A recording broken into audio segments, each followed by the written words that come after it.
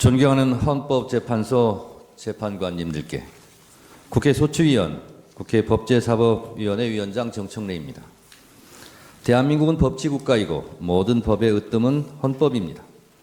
대한민국 헌법 130개 조항을 압축 요약해 놓은 헌법 전문에서 불의한간 4.19 민주 이념을 계승한다고 되어 있습니다.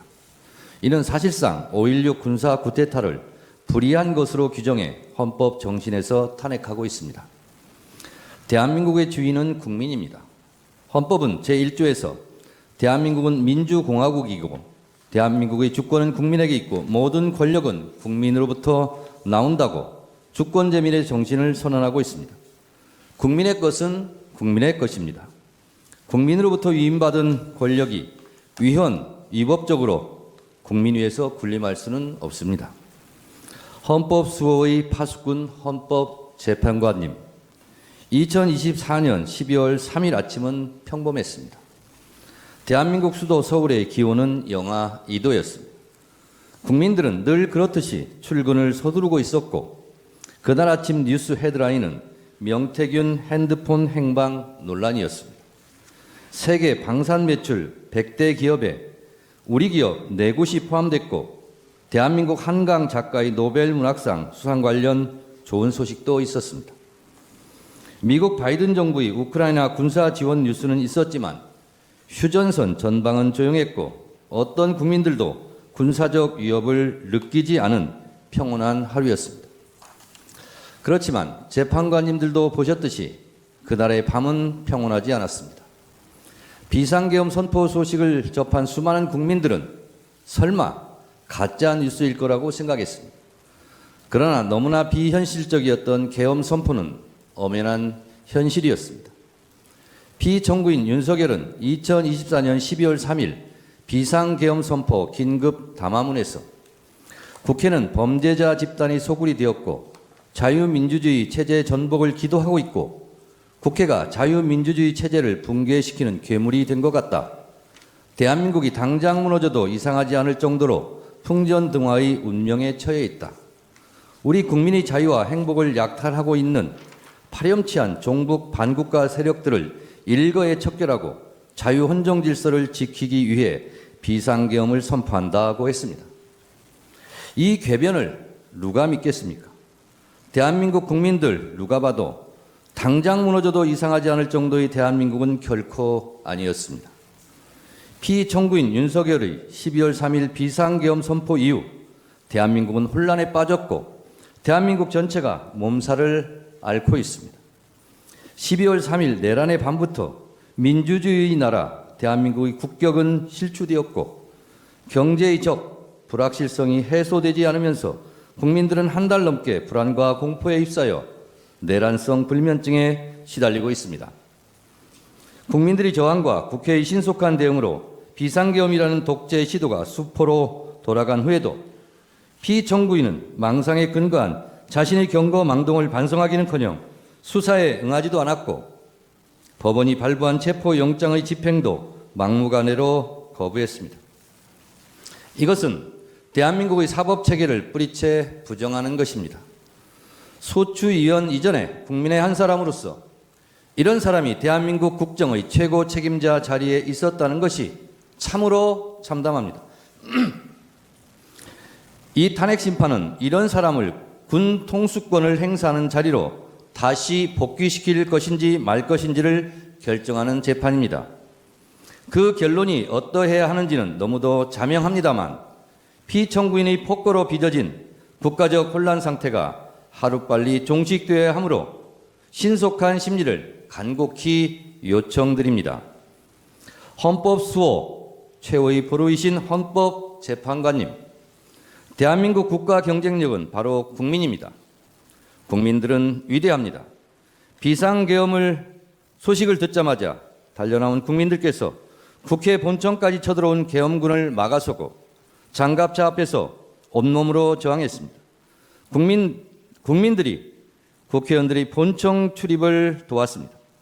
이처럼 국민들께서 골든타임을 확보해 주신 덕분에 국회의원들이 계엄 해제 요구안을 통과시킬 수 있었습니다. 오늘날 대한민국이 전 세계의 부러움을 받을 정도로 정치, 경제, 그리고 문화적으로 우뚝 서게 된 것은 한국 현대사를 치열하게 살아내신 우리 선조들과 현재를 살아가는 우리들의 합작품입니다. 이토록 자랑스러운 대한민국을 하루아침에 전 세계 웃음거리로 만든 것이 피청구인의 비상계엄 선포였습니다. 그러나 민주주의를 지켜내려는 국민들의 열망으로 피청구인의 독재 기도를 막아낼 수 있었고, 세계는 다시 대한민국 민주주의의 놀라운 회복력에 주목하고 있습니다. 이 모든 것이 국민들 덕분입니다.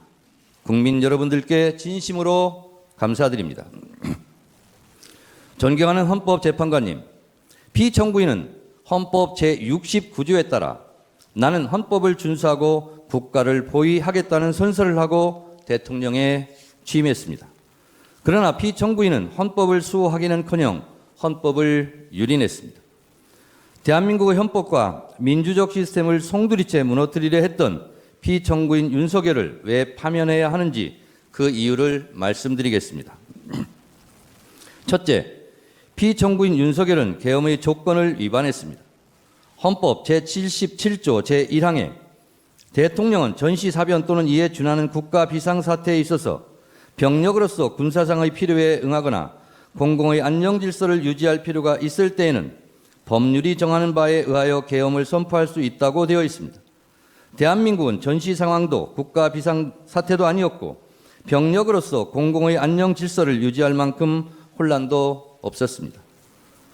같은 내용을 규정하고 있는 계엄법 제2조 2항도 동시에 위반했습니다.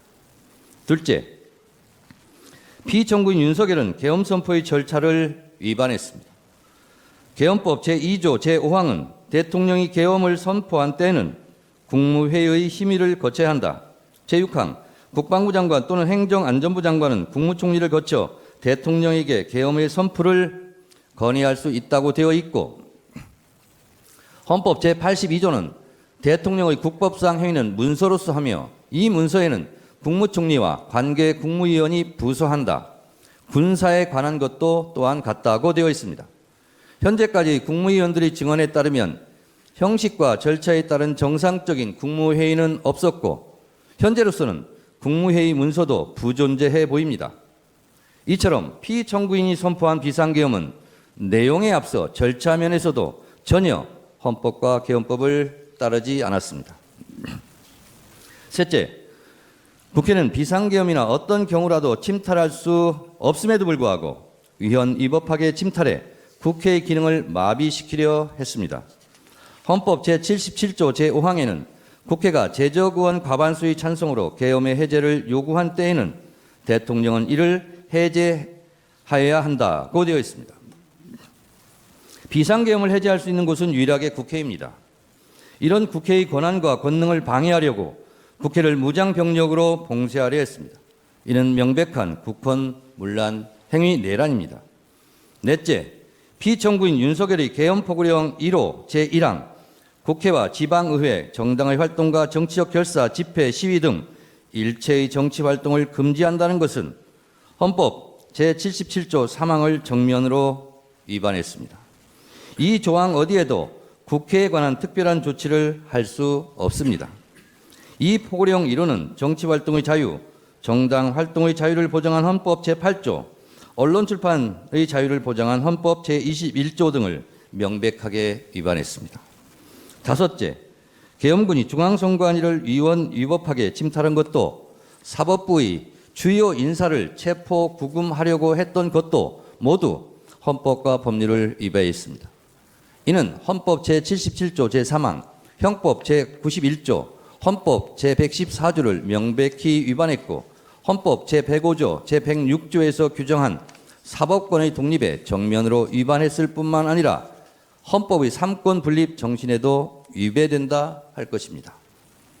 이 밖에도 피청구인 윤석열은 12.3 내란 사태 이후 법관이 발부한 체포영장마저 거부하였고 극히 일부 지지자들에게 기대어 국가 혼란을 부추기고 있고 부정선거라는 망상에 사로잡혀 있습니다. 대통령 관저 농성전 때문에 일촉즉발 무력 충돌 사태까지 염려될 지경이었습니다. 체포되는 순간까지 사법체계를 불인정했습니다. 피청구인 윤석열이 수사기관에 저항하는 것을 보면 헌법 수호 의지가 손톱만큼도 없습니다. 만에 하나 탄핵이 기각되어 피청구인이 다시 대통령직에 복직하면 또다시 제2의 비상계엄을 저지를지 모른다는 의심을 받기에 충분한 언행을 계속하고 있습니다. 피청구인 윤석열은 지금도 비상계엄이 고도의 통치 행위로서 사법심사의 대상이 아니라는 철진한 이론에 기대어 반성과 성찰을 거부하고 있습니다. 피청구인 윤석열은 아직도 자신이 무슨 잘못을 했는지 모르고 있을 뿐만 아니라 계엄과 독재 시도를 정당화시키려는 궤변을 늘어놓고 있습니다. 그를 파면함으로써 하루빨리 대한민국을 정상으로 돌려놓아야 합니다.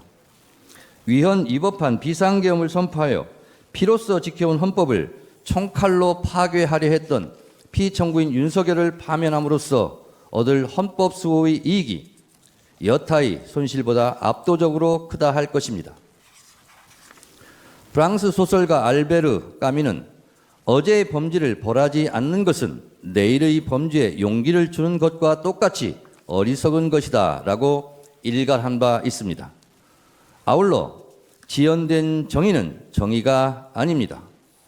자랑스러운 대한민국 민주주의 역사의 여정에서 돌출된 헌법의 적, 민주주의 적이 다시는 준동하지 못하도록 만장일치로 신속하게 피청구인 윤석열을 파면해 주시기를 바랍니다. 존경하는 헌법재판관님들의 현명한 판결을 기대합니다. 끝까지 경청해 주셔서 감사합니다.